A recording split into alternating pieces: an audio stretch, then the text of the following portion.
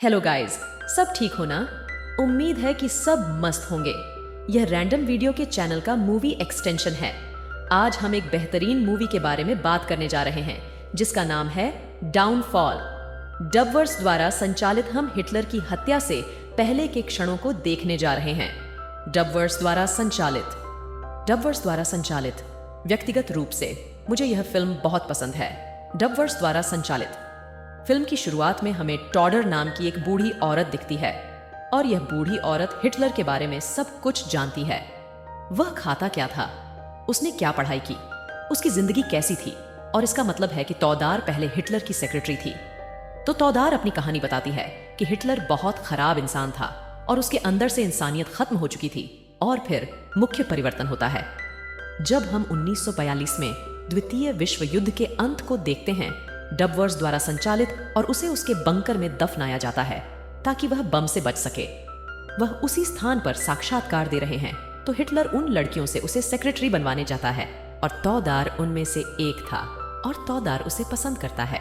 Hitler उसे नौकरी देता है और फिर 1945 दिखाया गया है जहां हम बर्लिन जर्मनी को देखते हैं।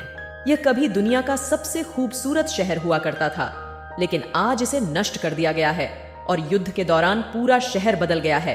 और यह देखकर हिटलर बहुत चिंतित हो जाता है। वह अपने अधिकारियों से पूछता है, यह सब क्या है?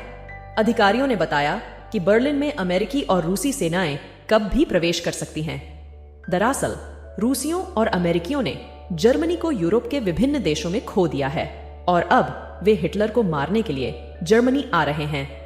डबवर्स द्वारा संचालित यह सुनकर हिटलर सभी अधिकारियों को आदेश देता है बर्लिन के सरकारी कार्यालय में सभी सरकारी आधिकारिक कागजात जला दें।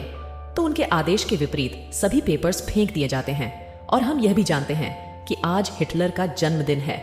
तो इस खुशी के मौके पर हिटलर अपने कुछ खास लोगों के साथ अपना जन्मदिन मनाता है और उस समय एक अधिकारी हिटलर को बताता है, तुम इस शहर से चले जाओ, अन्यथा रूसी सेना आपको मार डालेगी। और फिर वह हिटलर को बताता है, किसी तरह से राजनीति का उपयोग करें, किसी राजनीतिक शिविर में जाएं।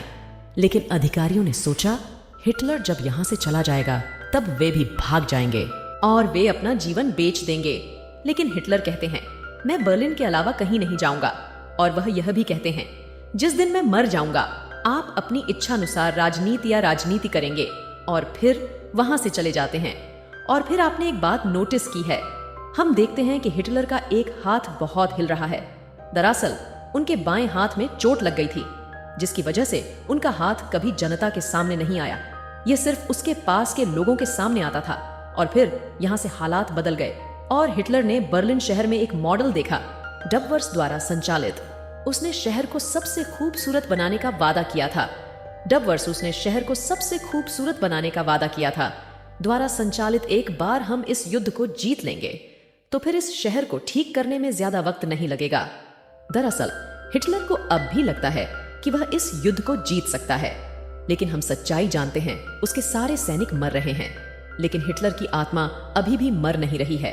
और फिर मालिक कहता है, दुकानदार कहते हैं, वह जो उनका सचिव बन गया है, वह कहते हैं तुम यहां से चले जाओ क्योंकि हम इस युद्ध को नहीं जीत सकते।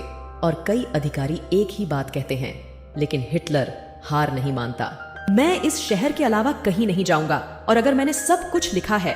डबवर्स द्वारा संचालित और दूसरी तरफ बर्लिन शहर के लोग शहर से बहुत तेजी से भाग रहे हैं, लेकिन अभी भी कुछ लोग हैं जो हिटलर को अपना भगवान मानते हैं, मतलब हिटलर का असली अनुयायी या भक्त। और उनमें से कई युवा हैं, मतलब 15 से 20 साल के लड़के। तो वे सोचते हैं जो भी हो डबवर्स द्वारा संचालित और देश को बचाओ। तो उनमें से एक बच्चे का पिता आता है और वह उसे देश से दूर ले जाना चाहता है, लेकिन बच्चा सहमत नहीं है। वह कहते हैं मैं इस युद्ध में नहीं जाऊंगा। और फिर बच्चे के पिता कहते हैं, रूसी और अमेरिकी सैनिक डबवर्स द्वारा संचालित किसी भी समय यहां आ सकते हैं। डबवर्स द्वारा संचालित तुम मर जाओगे। और फिर उनमें से एक लड़का कहता है, अपने बेटे से कुछ पल पहले रूस ने 2 टैंकों को उड़ा दिया है और इसके लिए हिटलर खुद उसे मेडल देने आया है। लेकिन बच्चा इस बात को नहीं मानता। हिटलर ऐसी मुसीबत में है, वह बंकर से बाहर निकलेगा और उसे मेडल देगा। और फिर से वह कहते हैं मैं इस युद्ध में नहीं जाऊंगा। यह लड़की और लड़के के पिता, वह बहुत कुछ समझता था लेकिन उसने अपने पिता को डरा हुआ कहा। वहां से चला जाता है और फिर हम हिटलर को देखते हैं, सभी अधिकारी और खास लोग डबवर्स द्वारा संचालित, और वे कहते हैं, मुझे कुछ समझ नहीं आ रहा है, डबवर्स द्वारा संचालित, मैं इस युद्ध को कैसे जीतूं?